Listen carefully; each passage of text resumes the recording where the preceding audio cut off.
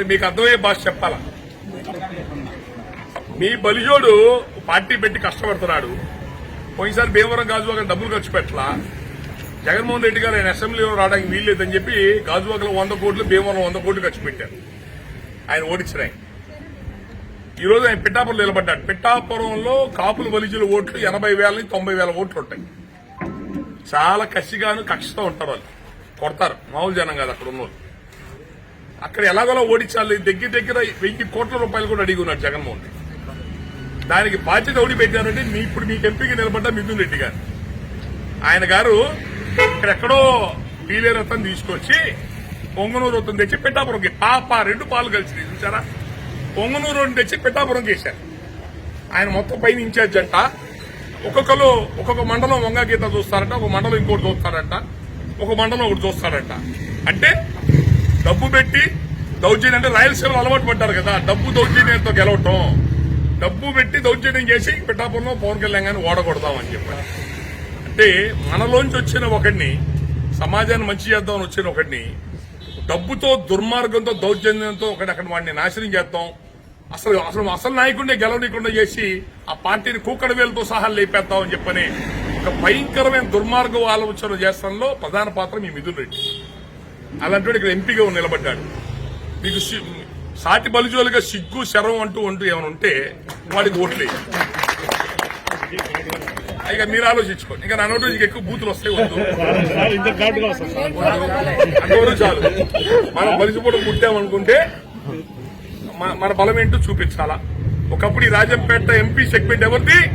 సాయి ప్రతాప్ ఎన్నిసార్లు గెలిచారు ఇక్కడ? ఈ రాజంపేట ఎంపీ సెగ్మెంట్ మంది, మన బలిచోల్ది. మనం బలహీనంగా ఉండి మన చేతగాని తరం వల్ల అది ఇంకో చేతికి మళ్ళీ ఏదో రోజు మనం సాధించుకుంటాం. ఏం పర్వాలేదు. కాదు ఈరోజు బీజేపీ పార్టీ దగ్గర Kiran Reddy, BJP party national party, అందరికీ అవకాశాలు వస్తాయి. ఏం పర్వాలేదు, నష్టమేం లేదు. ముందు ఒక మా బీజేపీ పార్టీ యొక్క నాయకత్వం మారనివ్వండి. రాబోయే రోజుల్లో మళ్ళీ మనకే అవకాశాలు వస్తాయి.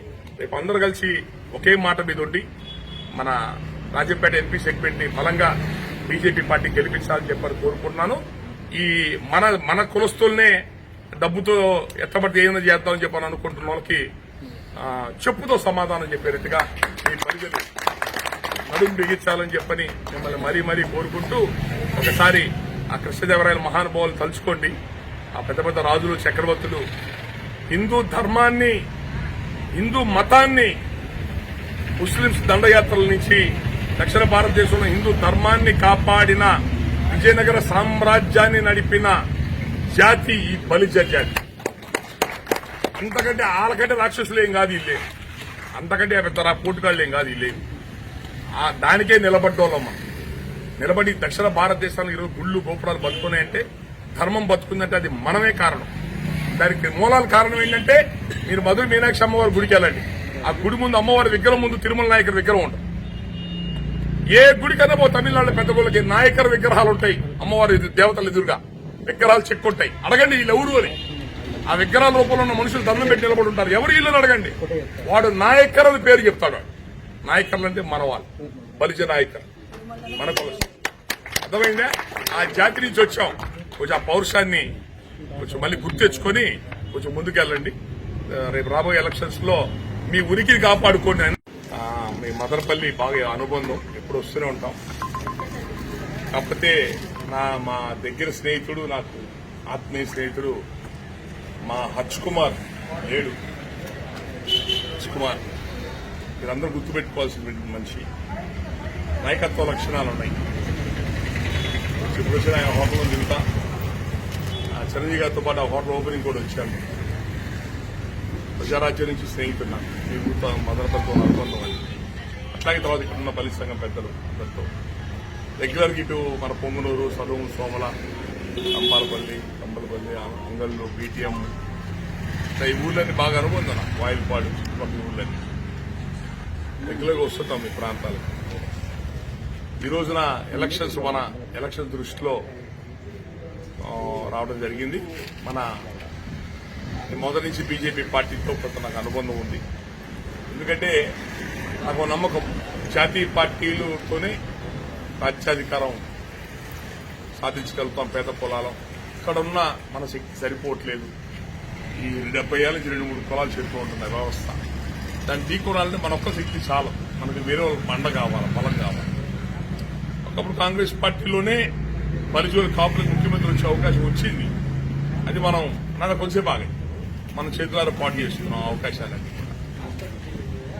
ఇప్పుడు కాంగ్రెస్ చాలా వీక్ అయింది. బీజేపీ పార్టీ ఒక దేశంలో ఎక్కడ కూడా ఏ పార్టీ కూడా ఎంత బలమైన వ్యవస్థగా రూపకల్పన బలంగా ముందుకు పోతున్నారు. అటుగా సమాజానికి ఉపయోగపడే మంచి పనులు, దేశానికి ఉపయోగపడే మంచి పనులు చేస్తున్నారు మోడీ గారు. కానీ ఎంత కూడా అక్కడికి వెళ్లి ఢిల్లీకి వెళ్లి పెద్దల్ని కలిసి ఆర్ఎస్ఎస్ వారు నాకున్న పరిచయాలతో ఆంధ్రప్రదేశ్, తెలంగాణలో, దక్షిణ భారతదేశంలో ఉన్న ఈ కాపు బలిజ జాతి ఎంతవరకు ఎంత ఉంది, తమిళనాడులో ఎంతమంది ఉన్నారు, కర్ణాటకలో ఎంతమంది ఉన్నారు, కేరళ ఎట్లా ఉన్నారు, తెలంగాణ ఎట్లా, ఆంధ్ర ఎట్లా ఉన్నారు, వాళ్ళందరికీ ఒక రికార్డు ఇచ్చి ఇంత అతిపెద్ద జాతికి ఉన్న మేము మీ కళ్ళకి కనపడట్లేదా? వెంకయ్యనాయుడు గారికి ఎవరెవరు అంటున్నారు, అంటే వాళ్ళ కమ్మనాయుడు మీ బలిజనాయుడు కనపడలేదా మీకు అని చెప్పని బీజేపీ పెద్దలు వెళ్ళి కలిసి వాళ్ళకు రిపోర్ట్ ఇస్తే దాని మీద వాళ్ళు క్షుణ్ణంగా స్టడీ చేసుకున్న తర్వాత అమిత్ షా గారు నిర్ణయం తీసుకున్నారు. అతిపెద్ద జాతిగా ఉండి అధికారంలో దూరంగా ఉంది మీరే, కాబట్టి మీకు నాయకత్వం ఇస్తాం, మా పార్టీని అందుబాటులో పెట్టుకుని మీరు రాజ్యాధికారం సాధించుకోండి అంటే ఇది బయట ఎవరికి తెలియని విషయం.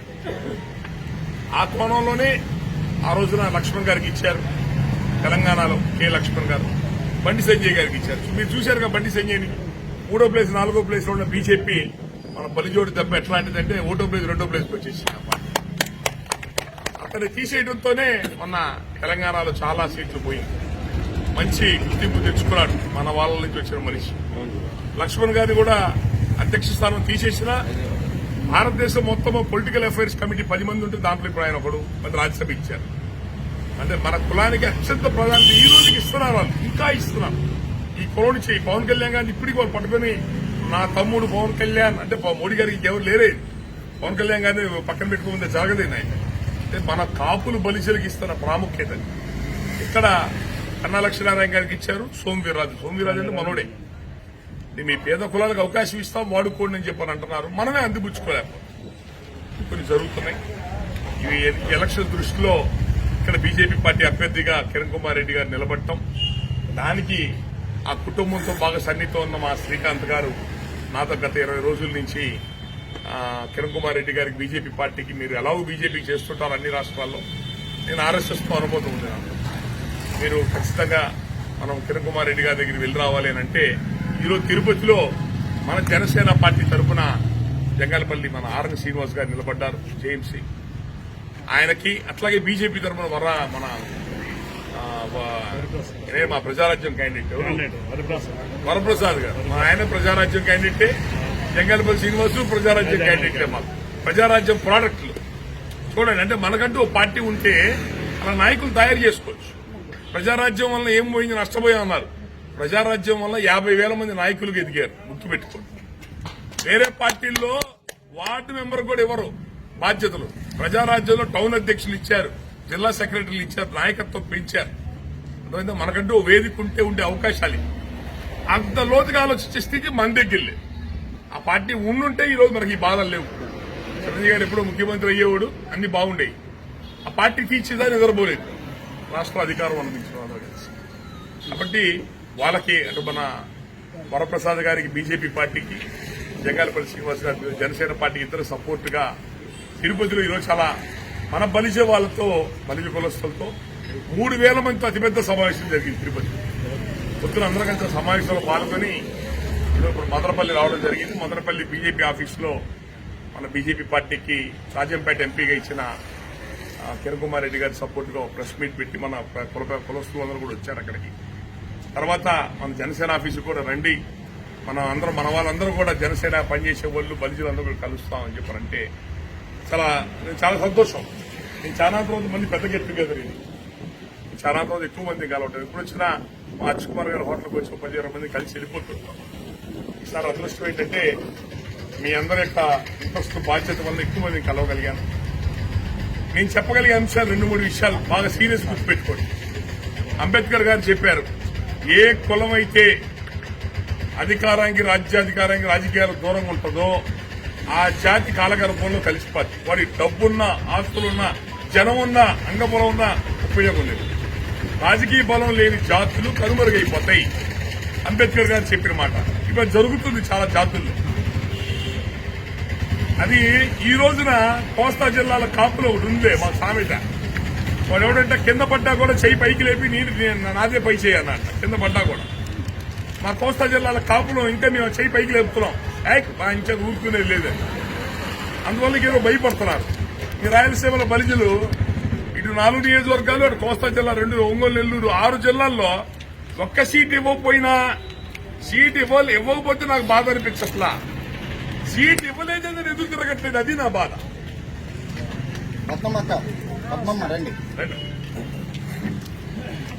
సీట్లు రాయలసీమ జిల్లాల్లో, మన రాయలసీమ 6 జిల్లాల్లో అతిపెద్ద కులం ఎవరో తెలుసా? రాయలసీమ 6 జిల్లాల్లో అతిపెద్ద కులం ఎవరు? బలిజలే. అతిపెద్ద జాతి బలిజలే. కోస్తా జిల్లాలో కాపులు కాదు, ఇక రాయలసీమలో కూడా. లేదా ఇంకో కులం ఉందని చెప్పండి, లేదా మీరు ఎవరన్నా పేరు చెప్పండి. బలిజల కంటే ఎక్కువ జనాభా ఉన్నారు ఒక కులం అని చెప్పండి. బోయలు ఉంటే కర్నూలు జిల్లా, కొత్త అనంతపురం జిల్లా, ఈడిగా కొన్ని చోట్ల, కురబ కొన్ని చోట్ల, ముస్లింస్ కొన్ని ఊళ్ళు, మీ మదనపల్లి కొన్ని ఊళ్ళు అంతే. అతిపెద్ద జాతి ఉంది రెడ్లు పర్సెంట్ చేస్తా రాష్ట్ర మొత్తం కలిపితే అతిపెద్ద జాతిగా ఉంది బలిజలే రాయలసీమలో. ఒక పార్టీ వైసీపీ పార్టీ 6 సెగ్మెంట్లు ఒక ఎమ్మెల్యే టికెట్ ఇవ్వదా? టీడీపీ పార్టీ రాజంపేట ఒకటి ఇచ్చింది, అది పాలకొండరాయుడు గారి కొడుకు. జనసేన పార్టీ తిరుపతి ఇచ్చింది. మీకు దాదాపు 10 సీట్లు 15 సీట్లు రావాల్సిన రాయలసీమ 6 జిల్లాల్లో, గ్రేటర్ రాయలసీమలో 1-2 సీట్లు పరిమితం చేసి కొన్ని పార్టీలు అసలు సీట్లు ఇవ్వకపోతే అడిగేవాళ్ళు లేడు. ఆ పార్టీ హెడ్ ఆఫీస్కి వెళ్లి చొక్కా పట్టుకుని అడిగేవాళ్ళు లేడు. ఇట్లయితే జాతీయంలో బతుకుంటే నిర్వీర్యం అయిపోద్ది కొన్నాళ్ళు పోయిందంత. ఎవడు పట్టించుకోడు మనల్ని. దయచేసి కళ్ళు తెరవండి. అధికారంతో అనుబంధంగా ఉంటేనే డెవలప్ అవుతాం. ఈ రోజు 1000 కోట్లు సంపాదించి పెద్ద పొజిషన్కి వచ్చే జాతులన్నీ అధికారం ఉండటం వల్లే ఆ స్థితికి వచ్చారు. అధికారం అనేది ఉండాలా. ఇంత అతిపెద్ద జాతికి ఉన్న ప్రజాస్వామ్యం ఎక్కువ జనాభా మనమే. కాబట్టి మనమే పరిపాలన చేయాలి రూల్ ప్రకారంగా.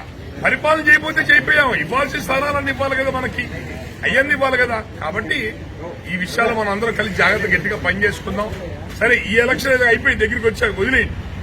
నెక్స్ట్ ఎలక్షన్, తర్వాత ఎలక్షన్లకైనా, లోకల్ బాడీ ఎలక్షన్స్ కైనా దయచేసి బలిజ సంఘాన్ని బలోపేతం చేయండి. బలిజ సంఘం రాజకీయాలకు అతీతంగా ఉండాలి. నేను నన్ను అడిగారు, రాము గారు మీరు ఎక్కడ కంటెస్ట్ చేయట్లేదు, అడగరేంటండి అంటే, నేను బలి సంఘాల్లో పనిచేసేది ఎమ్మెల్యే టికెట్ కోసమా? సంఘం పనిచేసేవాడు రాజకీయ పదవులకు దూరంగా ఉండాలా. అలా ఇష్టమైతేనే పనిచేయాలి, అయితే చేయకూడదు. నాకు ఏదో పార్టీ పదవి ఇస్తుంది, ఆ పార్టీకి అనుకూలంగా మాట్లాడాలి చివరికి. లేదా పదవులు రాక కాదు, తీసుకోలేక కాదు. 20 సంవత్సరాల నుంచి ప్రజారాజ్యంలో చిరంజీవి గారితో ఎట్లా ఉంటాను వీళ్ళకి తెలుసు నా గురించి. నేను ప్రతి ఏ పార్టీతోనో నాయకత్వం అంతే దగ్గరికి ఉంటాను నేను. కానీ పదవుల దూరం ఎందుకు? రేపు పొద్దున వాడు ఏదో పదవి ఇస్తే వాడికి అనుకూలంగా నేనేదో మాట్లాడాలి. పదవి దూరంగా ఉంటే మన హక్కుల కోసం గట్టిగా ప్రశ్నించగలుగుతాం. వ్యక్తిగతంగా నష్టం ఉంటుంది, ఉంది. నాకు నష్టం ఉంటే ఉంది, సమాజానికి మంచి జరుగుద్దిగా, అది ఇంపార్టెంట్. కాబట్టి సంఘాన్ని నిర్మాణం చేయండి. సంఘంలో ఎవరైతే బలంగా పనిచేస్తున్నారో వాళ్ళు మీరు రాజకీయ పార్టీలకి, రాజకీయ యాక్టివిటీ దూరంగా ఉండండి. మిగతా వాళ్ళు పార్టీలు పనిచేసుకోలేము, ప్రోత్సహిద్దాం వాళ్ళని. మెయిన్ మూల స్తంభాలకు ఉన్న వాళ్ళు మాత్రం పార్టీలకు అతీతంగా ఉండండి. ఈ ఎలక్షన్ ఎలాగో అయిపోయి దగ్గరికి వచ్చేసాం. రేపు లోకల్ బాడీ ఎలక్షన్, మిగతా ఎలక్షన్స్ లో మాత్రం రాయలసీమ జిల్లాల్లో ప్రాతినిధ్యం ఉండాల్సిందే. రేపు పొద్దున ఏ పార్టీ అధికారంలోకి వచ్చినా రాయలసీమ నుంచి ఒక బలిజోలు మంత్రి ఉండాల్సింది. నెల్లూరు కాదు, నెల్లూరు నారాయణ తీసుకొచ్చి, నారాయణ గారు 200 కోట్లు ఇచ్చారు టీడీపీ పార్టీకి, పార్టీ బతకడానికి. ఆయన పక్కన పెట్టండి. రాయలసీమ 4 జిల్లాలతో మంత్రి పదవి బలిజోలకు ఉండాల్సిందే. ఇవి మీరు కొంచెం దయచేసి ఈ విషయాలు గట్టిగా, మేము మీతో ఉంటాం, మేము మీతో అడగొట్టాం. నేను కోస్తా జిల్లాల కంటే మీ జిల్లాలో ఎక్కువ తిరుగుతాను. నేను కోస్తా జిల్లాల కంటే మీ జిల్లాలోనే ఎక్కువ తిరిగేది. ఎందుకు? అన్యాయమైన జాతి ప్రాంతం ఇది. అణిచివేయబడ్డ వాళ్ళు 60-70 ఏళ్ళ నుంచి అణిచివేత గురైన జాతులు ఇక్కడ బలిజోళ్లు, మిగతా కులాలు. కాబట్టి నేను ఎక్కువ టైం ఎక్కువ మీతో పార్టిసిపేట్ చేస్తుంటాను. అక్కడ మా వాళ్ళు ఊరుకోరు, ఆకలేస్తే కేకలేస్తారంటారే, రే రా అటు ఇటు చూసుకున్నారా అంటారు అటు కోస్తా జిల్లాలో. అందుకని కొద్దిగా భయం ఉంది, ఇంకా ఉంది ఆ భయం. ఇక్కడ మీ మిథున్ రెడ్డి గారు అక్కడికి వస్తున్నారులే, అజంపేట ఎంపీ గారు అక్కడికి పిఠాపురం ఏదో చేస్తాం అని. కోస్తా వాళ్ళం కదా, బాగా కోసి ఉప్పుకారం పెట్టి పంపిస్తాం. మీరు చూడండి ఎట్లా ఉంటుంది. ఈ అంతకుముందు రోజుల్లో అంతకుముందు వ్యవహారం లాగా ఉండదు, ఈసారి అంత వేరుగా ఉంటుంది. అదేంటో చూపిస్తాం. ఇది దయచేసి రేపు ఎలక్షన్స్ దగ్గరికి ఉన్నాం. మనం చేసే కోట్ల రూపాయల వ్యాపారాలు ఏం లేవు, లక్షల రూపాయల ఉద్యోగాలు ఏమి ఉండవు మన దగ్గర. ఈ 10 రోజులు అతిపెద్ద జాతిగా ఉన్నారు కాబట్టి మీరు 1% 2% అయితే మిమ్మల్ని ఏం అడగను, 15-20% కాబట్టి మీ ఓట్లే ఏ ఎమ్మెల్యే గెలవాలన్నా, మంత్రి గెలవాలన్నా, ఏ ప్రభుత్వాలు ఏర్పడాలన్నా మీ ఓట్లే కీలకం. కాబట్టి ఈ 10 రోజులు 20 రోజులు అందరూ పనిచేయండి రాజకీయంగా. అందరికీ చెప్పండి, మంచి విషయాలు చెప్పండి. ఒరే ఓట్లు అమ్ముకోబాకండ్రా. బలిజ కులం అంటే దక్షిణ భారతదేశాన్ని పరిపాలన చేసిన, ఏకఛత్రాధిపతి పరిపాలన చేసిన జాతిరా. రాయలసీమలో ఎక్కడ కృష్ణదేవరాయలు విగ్రహం పెట్టాలి, ఎవరు పెడతారు? ఎవరు పెడతారు? బలిజోడు తప్ప ఇంకెవడు కృష్ణదేవరాయలు విగ్రహం పెడతాడు రాయలసీమలో? ఎవరు పెట్టడు. అంటే కృష్ణదేవరాయలు మనోడు అంటాం. అంటే భారతదేశం ప్రపంచ చరిత్రలోనే గొప్ప చక్రవర్తి, మనంతా గొప్ప చక్రవర్తి వారసులు అని చెప్పి ఎలక్షన్ రాగానే ఇంటికి ఓటుకి 500 రూపాయలు 1000 రూపాయలు తీసుకుంటే సిగ్గు సెలవు ఉంటుంది మన భక్తులకి. మన పెద్దలు ఎట్లా బతికారు, మనం ఎట్లా బతుకుతున్నాం బానిసత్వంతో. అదే మళ్ళీ తీసుకునే డబ్బులు తీసుకోవడం చిచ్చి మమ్మల్ని అంచివేస్తున్నారంటే మా భక్తులు ఉండట్లేదండి. ఓటేయరు, ముందు ఓట్లేరు, ఓట్లు ఉన్నాయో చూసుకోరు. ఇంటికి డబ్బులు వస్తే డబ్బులు తీసుకుంటారు. డబ్బులు ఎందుకు తీసుకోవాలంటే డబ్బులు తీసుకోకపోతే ఊరుకోవట్లేదు సార్. వేరే పార్టీకి వేస్తామేమో అనుమానం వాళ్ళకి మా మీద. వాడెవడో ఏమనుకుంటే మనకెందుకయా, మన కులం గౌరవం పోగొట్టుకుంటా. ఇది వాడు ఇచ్చే 1000 రూపాయలు 2000 బ్యాండ్లు కడతామని మనం ఏమన్నా. మేము బలిజోలో రా, డబ్బులు తీసుకో, మా ఇళ్ళకి వస్తే మక్కలు ఎరగొడతామని చెప్పండి. మీ ఊరికి గ్రామానికి అడిగి పని చేయించుకోండి అంతే తప్ప ఇంటింటి డబ్బులు తీసుకుంటే పనులవా, కూలీలు ఎవరికైనా అడుక్కునే వాళ్ళం మనం. ఒక్క పని చేయండి, డబ్బులు తీసుకోవద్దు. అందరూ కలిసి ఎలక్షన్ ముందు మాట్లాడుకోండి, అందరూ కలిసి మాట్లాడు. ఎందుకు రాష్ట్రం భ్రష్టు పట్టింది, అప్పులు పాలైపోయింది, అవినీతిమయమైపోయింది రాష్ట్రం. 10 ఏళ్ళు 20 ఏళ్ళకు కూడా బయటపడదు, ఊబిలోకి వెళ్ళిపోయింది. రేపొద్దున ఎవడు ముఖ్యమంత్రి కూర్చున్నా మొల్ల కిరీటం వాడికి. ఒక్కరోజు ప్రభుత్వం నడపలేరు. బీజేపీ పార్టీ, కేంద్రం బీజేపీ పార్టీ నుంచి డబ్బులు రాకపోతే ఒక్కరోజు ప్రభుత్వం నడపలేరు. ఇప్పటికి అన్ని తాకట్టు పెట్టారు, తాకట్టు పెట్టడానికి ఏం మిగలేదు. ఇక ఎదుర్కోవడమే. మదనపల్లిలో ఏమున్నాయి, గ్రౌండ్ లెవెల్ ఉన్నాయా, బిల్డింగ్లు ఉన్నాయా, కలెక్టర్ ఆఫీసులు ఉన్నాయా, ఈ తాకట్టు అవి కూడా తాకట్టు పెట్టుకోవడమే. రోజు కూడా తాకట్టు పెట్టుకుంటేనే కానీ ఆంధ్రప్రదేశ్ బతుకుతుంది. కాబట్టి రాష్ట్రం నాశనం అయిపోయే పరిస్థితి వచ్చింది. కళ్ళు తెరవండి, నిజాయితీ గల ప్రభుత్వాలను ఎంచుకోండి, మంచి వ్యక్తులు ఎంచుకోండి. బీజేపీ మన రాష్ట్రానికి మొదటిచ్చే సానుకూలం ఉంది. జనసేన పార్టీ కలిసి ఉంది.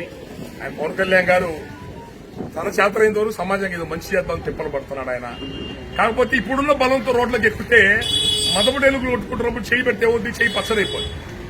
కాబట్టి ఆయన మనం ఒకేసారి దూరం కొడుతున్నా బాబు, కొంచెం బలం పెరిగిన తర్వాత మనం ముందుకు వెళ్లాలని ఆలోచనలో జాగ్రత్తగా వెళ్తున్నాడు ఆయన. మనలోంచి మన పేద కులానికి ఒక రాజకీయ పార్టీ పెట్టి అంత స్థాయికి ఎదిగే వాళ్ళు ఎవరు లేరు. పక్క జిల్లాకి వెళ్తే ఎవరో తెలియదు అండి. కొంతమంది రాష్ట్ర స్థాయి పార్టీలు ఏం పెడతారు.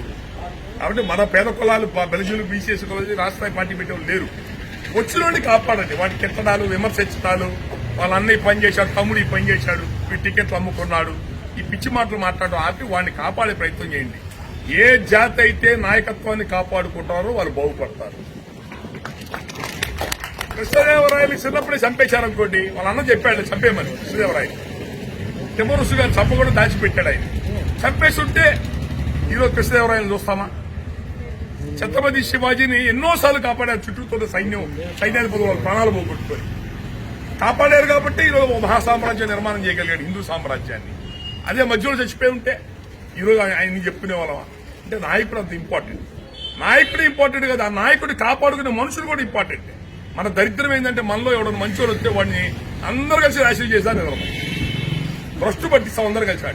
ఎవరిని మాత్రం ప్రోత్సహిస్తాం, దొంగని మాత్రం ప్రోత్సహిస్తాం. మన కులంలో మాత్రం మంచోడిని మాత్రం అరే నీకు మంచి చేస్తాను రన్నోడి మాత్రం నమ్మం. ఈ కొన్ని చెడు అలవాట్లు ఉన్నాయి, దానివల్ల కులం పాడి. ఆ మనలోంచి వచ్చే నాయకత్వాన్ని కాపాడుకో. వాడిని జాగ్రత్తగా చిన్న దీపం చేతులు అడ్డం పెట్టండి, ఆ మొక్కకి చేతులు అడ్డం పెట్టి కాపాడండి. అదే పెద్ద వృక్షమే మనందరూ నీడ పండ్లు ఇస్తుంది. నాయకత్వం లేని జాగ్రత్తలు బాగుపడవు. మీరు 2 కోట్ల మంది ఉన్న ఉపయోగం లేదు.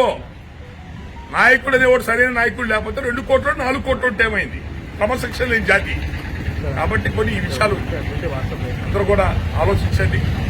నేను ఎప్పుడు మీకు అందుబాటులో ఉంటాను. అందరం కలిసి పనిచేద్దాం.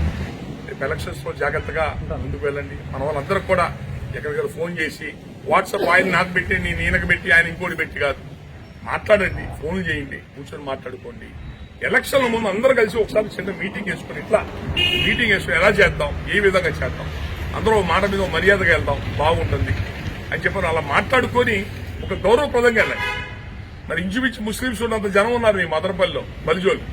మరి సీటు ముస్లింస్కి వెళ్ళిపోయిందిగా, బలిజోలికి రాలేదుగా. ఎందుకు రాలేదు? వాళ్ళ ఓట్లన్నీ వన్ సైడ్కి వెళ్తాయి, మన ఓట్లు 4 పక్కలే పోతాయి. అంతేగా, దానివల్లే జనం ఉండి కూడా విలువ లేకుండా పోయి ఆ ఓట్లని ఒక చోట చేర్చడానికి ప్రయత్నం చేయండి. ఐకమత్యం తీసుకొచ్చుకోవడానికి ప్రయత్నం చేయండి. ఖచ్చితంగా రాబోయే రోజుల్లో ఇప్పుడు జరిగిన చరిత్ర వేరు, రేపు రాబోయే రోజుల్లో చరిత్ర వేరు. రేపు రాబోయే ఎలక్షన్లు చాలా విలక్షణంగా ఉంటాయి. ఎలక్షన్లో వచ్చే ఫలితాలు విలక్షణంగా ఉంటాయి. రేపు రాబోయే రాజకీయ సమీకరణలు చాలా మారిపోతాయి. మా అన్యాయమైన ఈ బలిజలకి, బీసీ పేద కులాలకి మంచి రోజులు రాబోతున్నాయి. కాబట్టి అందరం కలిసి రేపు రాబోయే ఎలక్షన్లో నిజాయితీగా ఎలక్షన్ అందరం కలిసి పనిచేసి మంచి ప్రభుత్వాన్ని ఏర్పాటు చేసుకుని ఈ రాష్ట్రాన్ని కాపాడు. Thank you.